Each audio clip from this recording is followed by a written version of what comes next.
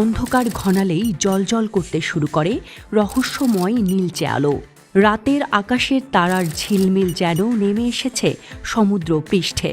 ঢেউয়ের সাথে মিশে থাকা এই নীলচে আলোর রহস্য যে কারো মন কেড়ে নিতে বাধ্য। প্রতি বছর হাজারো পর্যটক ছুটে আসেন এই অপার্থিব সৌন্দর্য দেখতে।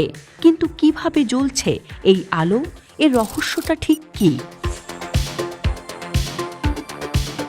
এই নীল আলোর উৎস ডিনোফ্লাজেলাটিস নামক বিশেষ ধরনের সামুদ্রিক ফাইটোপ্লাঙ্কটন।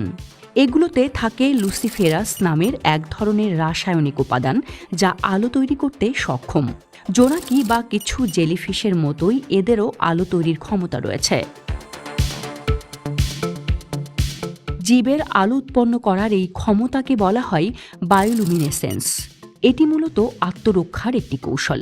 মালদ্বীপের ভাধু আইল্যান্ডের সমুদ্র তটে দেখা মেলে বায়োলুমিনেসেন্স ফাইটোপ্লাঙ্কটনের।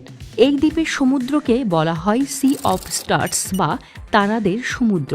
সৈকতের এক প্রান্ত থেকে আরেক প্রান্ত পর্যন্ত ছড়িয়ে থাকা নীলচে আলোর ঝলকানি যেন এক রূপকথার রাজ্য। এই দৃশ্য দেখতে দূর দূরান্ত থেকে ছুটে আসেন মুগ্ধ পর্যটকরা। 2024 সালের শুরুতেই বাংলাদেশের সেন্ট মার্টিনেও দেখা গেছে এমন নীল আলোর খেলা। সমুদ্রের ঢেউয়ের আঘাতে ফাইটোপ্লাঙ্কটনগুলো আত্মরক্ষার জন্য আলো ছড়ায়, ফলে রাতের সমুদ্র পার হয়ে ওঠে এক স্বপ্নীল রাজ্য। সাধারণত এরা গভীর সমুদ্রে বাস করলেও বিশেষ পরিবেশগত কারণে সৈকতে ভেসে উঠে এমন দৃশ্যের জন্ম দেয়। বিশ্বজুড়ে আরও অনেক সমুদ্র তটে দেখা যায় এই আলো।